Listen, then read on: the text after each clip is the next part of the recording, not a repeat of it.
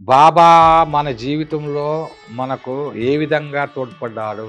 ఏ విధంగా మనల్ని రక్షించారు? ఏ విధంగా మనల్ని ప్రేమిస్తూ ఉన్నారు? అనేది మనకు అనుభవంతో తెలుస్తుంది. అప్పుడు ఒక అనుభూతి వచ్చేస్తుంది మనకు. అప్పుడు మనకు ఒక కవి అయితే ఒక అనుభూతితో ఒక పాట రాస్తాడు. అది అందరూ పాటలు రాయలేరు కదా! అందరూ కథలు చెప్పలేరు. అందరూ ప్రవచనాలు చెప్పలేరు కదా! కానీ వారి అనుభూతి మనం బాబా పేరు ఎత్తితే చాలు.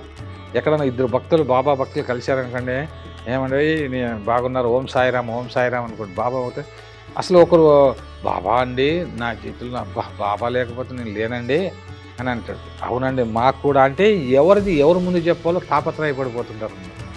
అందుకే బాబా ఈ భక్తులకు విపరీతమైనటువంటి ఒక అనుభూతిని ఇచ్చేస్తాడు.